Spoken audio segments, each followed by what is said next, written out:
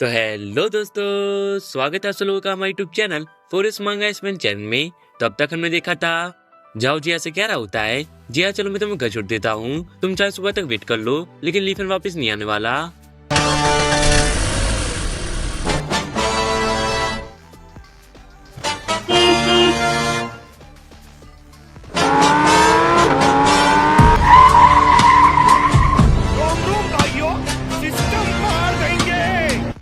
जिया चलो अंदर आ जाओ। वहीं लीफन की कार को देखकर एक लड़की बोल रही होती है, क्या सचमुच ये एक फरारी है? वहीं जाओ सोच रहा होता है, रुको, ये फरारी तो हमने शोरूम में देखी थी। ये एक फरारी पोर्टोफिनो जो लगभग 2 करोड़ रुपए की आती है, और ऊपर से ये तो लिमिटेड एडिशन वाली है। यंग मास्टर जाओ, क्या आप मजाक कर रहे हैं? 2 करोड़ रुपए, ये तो पागलपन है। वो गरीबों का सेंस इतनी महंगी गाड़ी कैसे लग सकता है? इसका मतलब क्या लीफन अमीर है जो कि वो इतनी महंगी लग्जरी कार को अफोर्ड कर पा रहा है?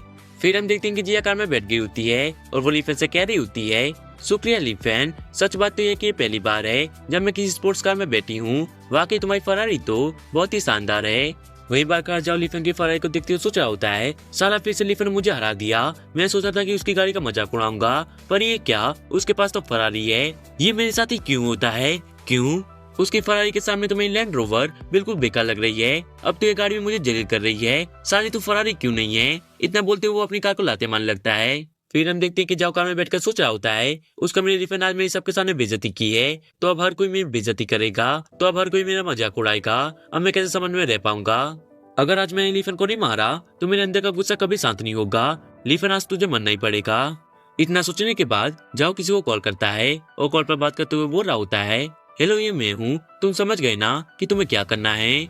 फिर जाओ कॉल काटते हुए बोल रहा होता है, लीफन तुम बस आज रात तक का वेट करो, आज मैं तुम्हारी पूरी फैमिली को खत्म कर दूंगा। यही होता है जब कोई मुझसे पंगा लेता है। फिर अगले सिनेमा में सिटी का सीन दिखाया जाता है और हम देखते हैं कि रात भी हो चुकी होती है। वहीं हम लीफन की फरारी को देखते हैं जहाँ लीफन जिया से कह रहा होता है, क्लास मॉनिटर, मुझे अब भी याद है जब तुमने मुझे मेरी स्कूल फीस के लिए 1000 रुपए दिए थे। तुम्हारे उस एहसान का बदला मैं कभी नहीं भूलूंगा। और क्लास मॉनिटर, तुम्हें चिंता करने की जरूरत नहीं, जब तक मैं तुम्हारे साथ हूँ कोई भी तुम्हें नुकसान नहीं पहुंचा सकता। मैं तुम्हारी जिंदगी और तुम्हारे सुकून की हिफाजत करूंगा। जिया बोल रही होती है, लीफन तुम्हारी बात सुनकर अब मैं से फील कर रही हूँ, और लीफन लगता है कि तुम्हारा बिजनेस काफी अच्छा चल रहा है, वरना इतनी महंगी कार तुम कैसे ले सकते हो? ग्रेजुएशन के बाद तुमने कौन सा बिजनेस स्टार्ट किया था? लीफन बोल रहा होता है, दरअसल मैं चूजो के स्कूल में इंटर्न हूँ, और रही बात इस कार की, तो ये मेरे दोस्त की है, उसने मुझे ये कार उधार दी है। और लीफन सोच रहा होता है, ये गाड़ी अभी चूस विलियम की ही है। जिया सोच रही होती है, हाँ लीफन तो सिर्फ एक इंटर्न टीचर है, ये महंगी कार वो कैसे खरीद सकता है? शायद उसके किसी दोस्त ने ही उसे ये कार उधार दी होगी। फिर जिया लीफन से कह रही होती है, लीफन मैं तुम्हें वार्न कर रही हूँ, जाओ जियान तो उसे संभल कर रहना। जाओ जियान तो इतना सीधा आदमी नहीं है जितना कि तुम्हें लगता है। उसके पास सिर्फ पैसा ही नहीं बल्कि उसके पीछे एक बड़ी फोर्स भी है। आम लोग उसका कुछ भी नहीं बिगाड़ सकते। मैं जानती हूँ कि तुम लड़ने में काफी अच्छे हो, लेकिन जो सच जाओ जियांतो के पीछे है वो कोई इंसान नहीं है, वो एक गॉड है। तुम उनके खिलाफ नहीं लड़ सकते। मैं तुम्हें एडवाइस दूंगी, अपने डर को लेकर जो छोड़ दो, जितनी दूर जा सकते हो चले जाओ और वापस मत आना।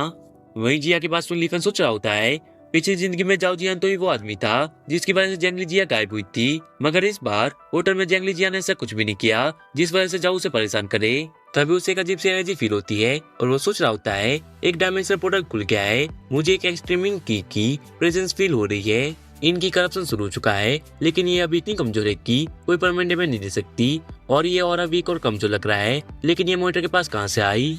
किसने ये किया?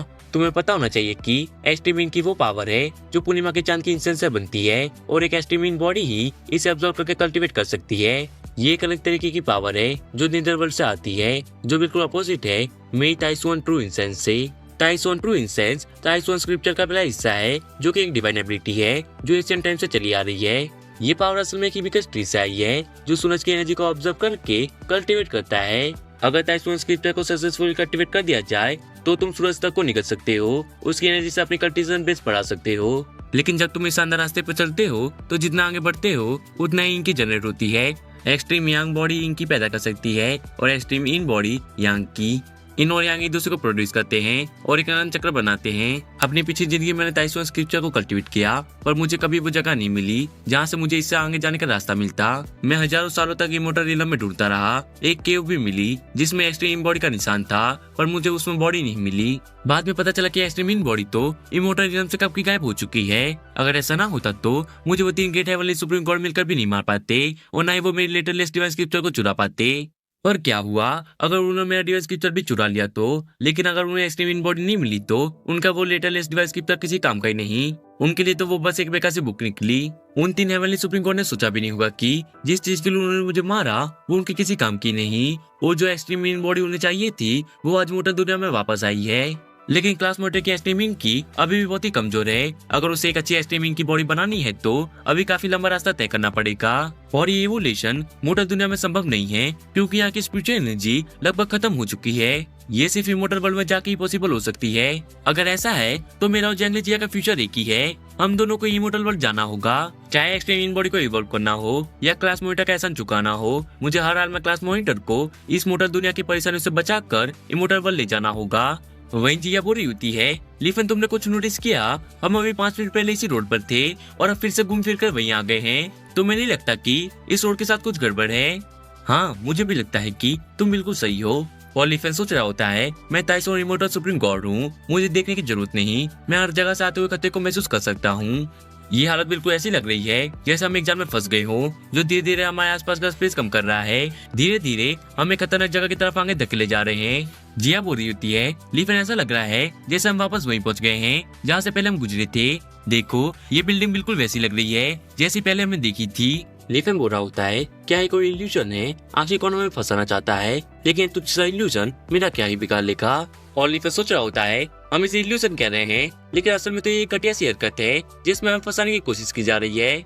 ये सीधे साधे लोगों को बहका देता है, उनका पूरा नियंत्रण धीरे धीरे छीन लेता है। आखिर में इंसान एक कठपुतली बन जाता है और जो भी ये समझना चाहते हैं वो वही करता है। मैंने भी ऐसे किस्सों के बारे में सुना है। अकेले आदमी जो रात के अंधेरे में जंगल से गुजरते हैं, उनकी सूझबूझ छीन ली जाती है, उनकी इच्छा शक्ति जबरदस्ती छीन ली जाती है। उन्हें बिल्कुल भी एहसास नहीं होता कि वो क्या कर रहे हैं। कुछ लोगों ने कहा है कि एक तेज चमक उनके सामने आई और फिर बस अंधेरा। उसके बाद उनका शरीर बस खुद ब खुद चलने लगा बिना किसी सोच विचार के, एक कठपुतली की तरह। उन्हें होश तभी आता है जब वो मारे जाते हैं। कुछ लोग गलती से रास्ते पर गिर जाते हैं और उन्हें होश आ जाता है जिस वजह से वो बच जाते हैं। लेकिन कुछ लोगों को होश तब आता है जब वो पहाड़ से कूदकर अपनी जान गंवा बैठते हैं। क्या क्लास मोटर के साथ भी कुछ ऐसा ही हुआ था? क्या कोई उसे कंट्रोल कर रहा था? क्या इसी वजह से वो गायब हो गई थी? क्या इसका कुछ लेना देना उस जैन हरामी से है? मैं जल्दी इस बारे में पता लगाऊंगा और मेरे पास इस बारे में और भी ज्यादा थ्रिलिंग स्टोरीज हैं। जब मैं छोटा था तब गांव के बुजुर्गों से सुनता था। उन्होंने मुझे एक स्टोरी सुनाई थी जो अभी मुझे याद है। एक आदमी था जो कभी भी इन भूत प्रेतों वाली बातों पर विश्वास नहीं करता था। एक रात वो दारू पीकर लौट रहा था। अरे जुम बराबर जुम बराबर जुम बराबर जुम, एल्विस भाई सिस्टम फाड़ देंगे। पर पता नहीं क्यों घर वापस आते वक्त वो सीधा गांव के दरवाजे के पश्चिम वाले छोटे से जंगल में घुस गया। वहाँ एक पुरानी कब्रिस्तान थी और वो आदमी वहाँ की कब्रों पर इधर उधर चढ़ने लगा। अरे एल्विस भाई कहाँ पर हो? बोतल लेके आया हूँ मैं, चकना तुम लाए के नहीं? आखिर में उसने एक कब्र से टकरा कर अपना सिर फोड़ दिया। इतना जोर से लगा कि दिमाग तक बाहर निकल गया। आखिर कौन था वो जिसने उस बंदे को मार दिया? आज भी एक केस नहीं सुलझा। तो गाइस, इसका जवाब आप सभी लोग कमेंट में दो कि कौन था वो आदमी जिसने उस बंदे को मार दिया। क्या वो कोई भूत प्रेत था जिसने उस बंदे को मार दिया, या फिर कोई नशेड़ी जिसने उसकी बोतल को चुराने के लिए उसे मार दिया? ये केस तो अब तक नहीं सुलझा। आई होप आप लोग इसे कमेंट में सुलझा दोगे। तो हम स्टोरी को कंटिन्यू करते हैं। आखिर में पुलिस को भी इस बारे में कुछ समझ नहीं आया तो उन्होंने भी केस बंद कर दिया और सब भूल गए। तभी जिया लिफन से बोल रही होती है, लिफन प्लीज कुछ भी हो जाए पीछे मत देखना, गाड़ी छोड़ो यहाँ से भाग जाओ। मैं अभी तुम्हें सिचुएशन नहीं समझा सकती पर मुझ पर भरोसा रखो, जल्दी करो यहाँ से भाग जाओ। लिफन बोल रहा होता है, क्लास मॉनिटर तुम मुसीबत में हो तो मैं कैसे नजरअंदाज कर सकता हूँ? तुम बस बेफिक्र रहो, जो भी हो मैं सब कुछ हैंडल कर लूंगा। जिया बोल रही होती है, तुम नहीं समझ रहे, ये लोग आम इंसान नहीं है। हाँ, तुमने जाओ दिया तो उससे निपट लिया। मुझे पता है कि तुम खुद को प्रोटेक्ट कर सकते हो, पर ये लोग कुछ और ही हैं। ये सब आम लोगों की समझ से बाहर हैं। तभी हम देखते हैं कि वहाँ खून की बारिश होने लगती है। क्या खून की बारिश। फिर हम एक बंदे को देखते हैं जो कि काला छाता लेकर ली फैन की कार के सामने आके खड़ा हो जाता है। वही हम देखते हैं कि ली फैन अपनी कार से उतरते हुए सोच रहा होता है। लगता है कि यही आदमी इन अजीब हरकतों के पीछे का असली कारण है। जिया बोल रही होती है, ई फैंग ये हम दोनों के बीच की बात है, मेरे फ्रेंड को यहाँ से जाने दो। ई फैंग बोल रहा होता है, अगर वो मुझसे टकरा गया है तो ये सलामी की किस्मत है, मैं इसे इतनी आसानी से कैसे जान दे सकता हूँ। जेंगली जिया, अगर तुम्हें अपनी जगह पता है तो जल्दी मेरे साथ चलो, मास्टर को सबर मत कराओ, तुम्हें उनके गुस्से के बारे में पता तो है ना। जिया चिल्लाते हुए बोल रही होती है, मैं तुम्हारे साथ नहीं चलूंगी, ली फैन तुम जल्दी से यहाँ से भागो। हम देखते हैं कि इतना कहने के साथ ही जिया छलांग मार के एक पेड़ के ऊपर चढ़ जाती है और अपने नाखूनों को बाहर निकालते हुए ई फैंग पर अटैक करती है। वहीं देख ली फैंग सोच रहा होता है, अगर जेंगली जिया के अंदर एक्सट्रीमिन की है तो ऑब्वियसली वो नॉर्मल लोगों से अलग ही है। उसकी पावर एक नॉर्मल मार्शल आर्टिस्ट से काफी ज्यादा है और वो शायद जल्दी ग्रैंड मास्टर लेवल पर भी पहुंच जाएगी।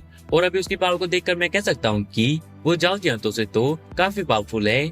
लेकिन अफसोस अगर ई फैंग की पावर से कंपेयर करे तो जेंगली जी अभी भी काफी कमजोर है। फिर हम ई फैंग को देखते हैं जो कि बोल रहा होता है, क्या तुम्हें नहीं पता कि तुम किससे लड़ रही हो। इतना कहने के साथ ही वो जिया पर अटैक करके उसे हवा में उड़ा देता है।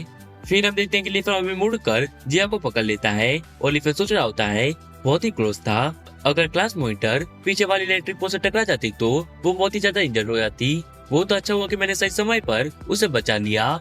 लेकिन ये कमीना ई फैंग ये बहुत ही ज्यादा जालिम है, वो एक लड़की पर भी रहम नहीं दिखाता। फिर ली फैंग जिया को लेकर नीचे जमीन पर वापस आ जाता है। क्लास मॉनिटर ये लो चाहता और यहीं खड़ी रहना और किसी भी तरह के पागलपन वाली हरकत मत करना। अब इस कचरे को मुझे संभालने दो। ली फैंग मैंने तुम्हें भागने के लिए कहा था ना, तो तुम भागे क्यों नहीं और तुम वहाँ उसके साथ फाइट करने के लिए क्यों जा रहे हो। मैं तुम्हें बताया था ना कि तुम उसे फाइट नहीं कर सकते, वो बहुत ही स्ट्रॉन्ग है। ली फैंग तुम मेरी बात क्यों नहीं सुन रहे हो। ई फैंग की ब्लड डिवाइन टेक्निक अपनी पीक पर पहुंच चुकी है। क्या वो ऑलरेडी एक ग्रैंड मास्टर बन चुका है। अगर वो ग्रैंड मास्टर नहीं पहुंचा होता तो मैं उसके अटैक को बिना इंजर्ड हुए रोक पाती, लेकिन अब मैं इंजर्ड हूँ। इसका मतलब ली फैंग चाहे जाओ जियांतो को हरा सकता हो, पर जाओ जियांतो सिर्फ नेशनल लेवल की पीक पर था, मैं भी उसे आराम से हरा सकती हूँ। लेकिन ली फैंग सिर्फ अपनी प्राइड और एरोगेंस की वजह से उस फैंग से फाइट करने जा रहा है। ये करके वो खुद की मौत को बुला रहा है। ली फैंग, मुझे नहीं पता कि पिछले कुछ सालों में ली फैंग के साथ क्या हुआ, पर मेरे दिल में वो अभी भी छोटा सा लड़का है, एक नरम दिल और शरीफ इंसान। मैंने हमेशा उसकी बड़ी बहन की तरह उसका ख्याल रखा है, उसे बचाया है। नहीं, मैं बस यहीं खड़ी रहकर ली फैंग को मरने नहीं दे सकती। फिर जिया ई फैंग से कह रही होती है, ई फैंग उसे जाने दो प्लीज, मैं तुम्हारे साथ चलूंगी, तो प्लीज उसे मत मारना। ई फैंग बोल रहा होता है, जेंगली जिया मैं तुम्हारी बात क्यों मानूं, ये लड़का जिंदा नहीं बचेगा, ये लड़का जिंदा नहीं बचेगा। और ई फैंग मन ही मन सोच रहा होता है, जाओ जियांतो मुझे खुद कॉल करके कहा था कि इस लड़के को खत्म कर दूं। ली फैंग ने जाओ जियांतो को हरा दिया, तो हो सकता है इसमें थोड़ी बहुत ताकत हो, पर बस थोड़ी बहुत थी। ये जेंगली जिया से तो काफी कमजोर है और अगर सिर्फ मैं एक मुक्का मार कर जेंगली जिया को हवा में उड़ा सकता हूँ तो ये लड़का मेरे सामने एक छोटे से कीड़े से ज्यादा कुछ नहीं। फिर वो ली फैंग से कह रहा होता है, तू सिर्फ एक तुझसे कीड़े से ज्यादा कुछ नहीं, बेहतर हुआ कि मेरे सामने घुटने टेक कर मुझसे माफी मांग, शायद तब मैं तुझे जिंदा छोड़ने के बारे में सोचूं। ली फैंग बोल रहा होता है, और मैं भी तुझे बस यही कहना चाहता हूँ, तुरंत मेरी क्लास मॉनिटर से माफी मांग, वरना तुझे मौत से भी बढ़कर तकलीफ दूंगा। वाह, बातें तो बहुत बड़ी बड़ी कर लेते हो, लेकिन जितनी तेरी बातों में दम है उतनी तुझ में है। क्या बारी दुनिया के मार्शल आर्टिस्ट इतनी अकड़ से बड़े होते हैं। मैं सिर्फ एक बार में तुझे टुकड़ों का ढेर बना दूंगा। फिर अब देखते कि ई फैंग अपनी ब्लड टोर्नेडो प्लान टेक्निक से ली फैंग पर अटैक कर देता है। वहीं ई फैंग की टेक्निक को देखकर ली फैंग सोच रहा होता है, तो ये तुझ इंसान एक ग्रैंड मास्टर है, इंटरेस्टिंग। मैं भी देखना चाहता हूँ कि अर्थ पर एक ग्रैंड मास्टर के पास कितनी पावर होती है। फिर ली फैंग अपने बड़े हाथ को समन करके ई फैंग के अटैक को रोक लेता है। ई फैंग बोल रहा होता है, तो ये कमीना भी ग्रैंड मास्टर के अगेंस्ट फाइट करेगा, लगता है कि अब इसे जीने की इच्छा नहीं रही। वही जिया बोल रही होती है, ये क्या हुआ, अब बहुत ही देरी हो चुकी है, ली फैंग तुम्हें पहले मेरी बात मानकर यहाँ से भाग जाना चाहिए था। फिर हम देखते हैं कि ली फैंग ने अपने उस बड़े हाथ से ई फैंग के अटैक को खत्म कर दिया होता है। ये देख ई फैंग सोच रहा होता है, इम्पॉसिबल, मैंने इस अटैक में अपनी 50% एनर्जी को यूज किया था और फिर भी इस कमीने ने उसे ब्लॉक कर दिया। वहीं ये देख जिया बोल रही होती है, ली फैंग कैसे वो इतना स्ट्रॉन्ग हो सकता है जो कि उसने ई फैंग के अटैक को रोक लिया। ली फैंग बोल रहा होता है, ई फैंग अपनी इस घटिया सेक्रेटरी से मुझे मारने चले थे, क्या इतना कमजोर समझा है क्या मुझे। मैं वो कहता हूँ कि ये तुम्हारा बेस्ट मूव नहीं होगा, तो चलो अपने बेस्ट मूव से मुझ पर अटैक करो। ई फैंग बोल रहा होता है, हाँ तुमने बिल्कुल सही अंदाजा लगाया, वो मेरा बेस्ट मूव नहीं था, वो तो मैं तुम्हें कम मांग लिया था, लेकिन अब तुमने खुद कहा है कि तुम मेरे बेस्ट मूव को दिखाना चाहते हो, तो मैं तुम्हें मना कैसे कर सकता हूँ। लेकिन अफसोस इसे देखने के बाद तुम जिंदा नहीं बचोगे।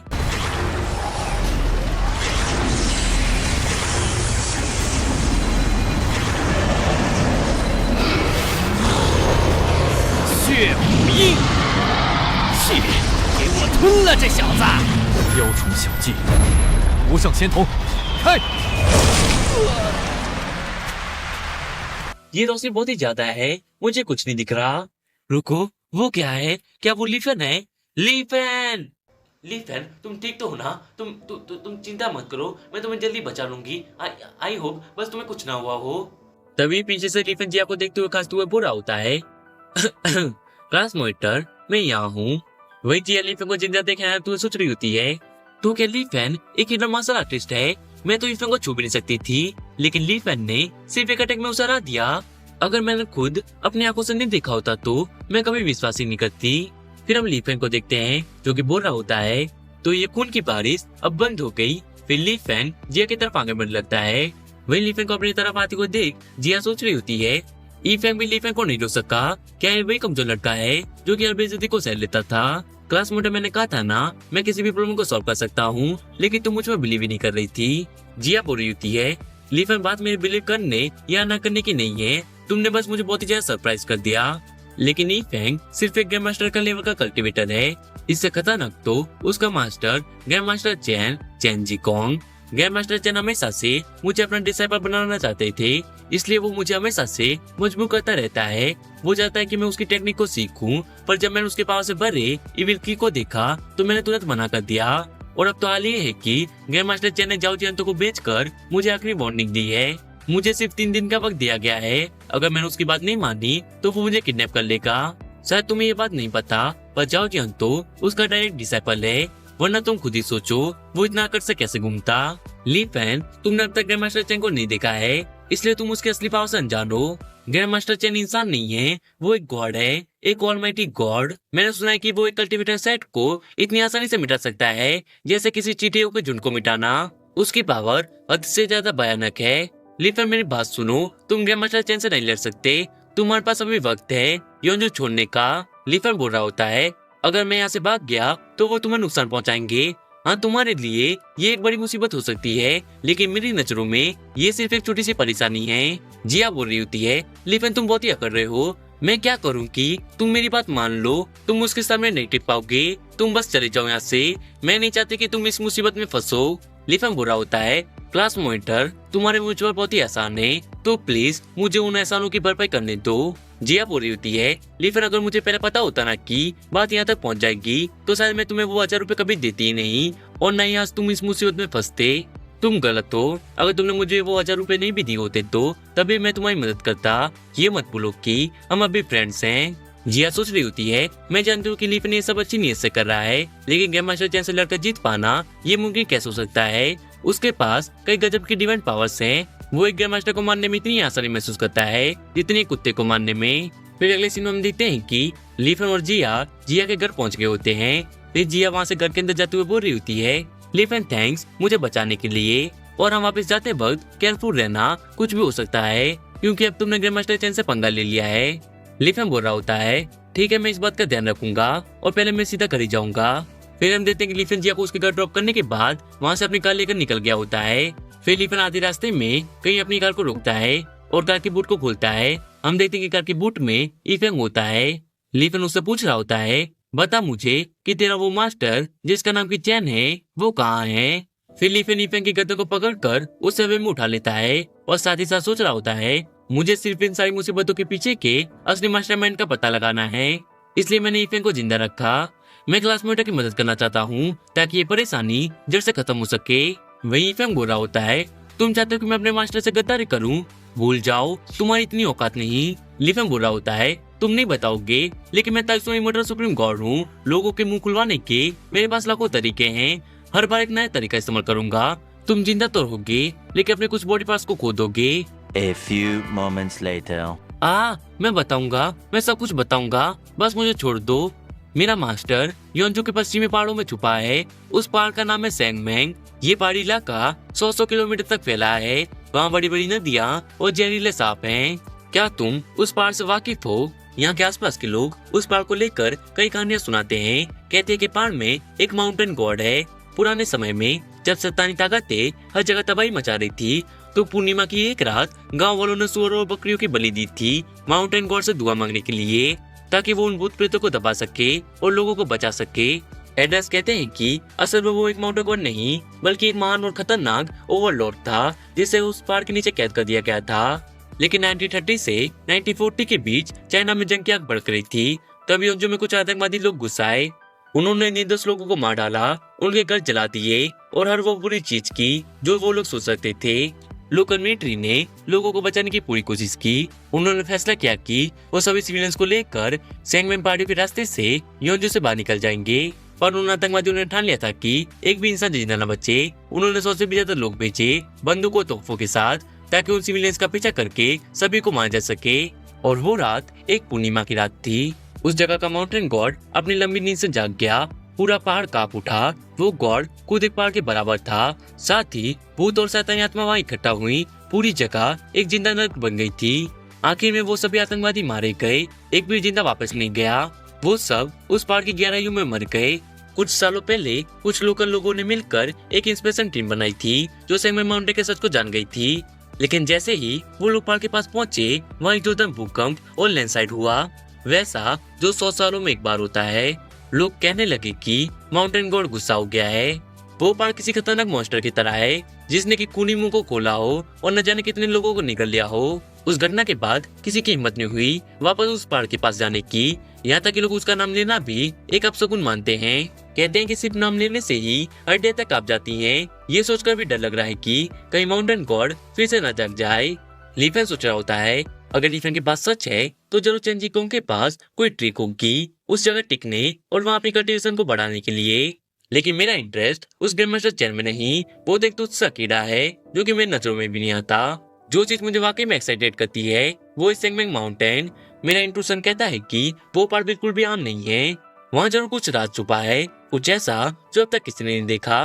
फिर हम ईफेन को देखते हैं, जो कि बोल रहा होता है, मेरे पास एक राज और भी है, लेकिन पहले मुझे जाने दो, तभी मैं तुम्हें सब कुछ बता सकता हूँ। तभी लीफेन उसे थप्पड़ मार देता है और साथ ही साथ बोल रहा होता है, तू तुझसे चिट्ठी और तुम्हें सामने कंडीशन रखेगा।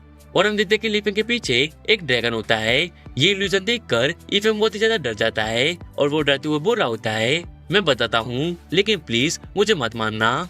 और ईफेन सोच रहा होता है, ये लीफेन के पास किस तरह का हो रहा है जो कि इतना भयानक है। आखिर इस बंदी का कल्टीवेशन लेवल क्या है। फिर ईफेन बोल रहा होता है, वो जाओजियन तो था जिसने मुझे कॉल करके कहा था कि मैं तुम्हारा चैप्टर खत्म कर दूं, लेकिन बात सिर्फ इतनी से नहीं है, वो तुम्हारे साथ साथ तुम्हारी एंटायर फैमिली को खत्म करना चाहता है। ये सुन लीफेन सोच रहा होता है, बहुत बढ़िया जाओजियन, तो मेरी फैमिली को खत्म करने की प्लानिंग कर ली। जब तू इतना कठिन इंसान निकला तो अब मत कहना कि मैं तुझे वार्निंग क्यों नहीं दी। अब मैं तुझे बिना किसी रैम के बर्बाद कर दूंगा। लेकिन इससे पहले ले सुअर, चल अब जल्दी से इस पिल को खा। यह इंटेस्टिनल रेपिचर पिल इसका जहर 1 घंटे बाद असर करेगा। तब तक तू बस तड़पता रहेगा, डर से चिल्लाएगा और फिर तेरी बॉडी एक चिपचिपे कीचड़ में बदल जाएगी और फिर तेरा चैप्टर खलास। मिस्टर ली प्लीज मुझे माफ कर दीजिए, प्लीज मुझे मत मारिए।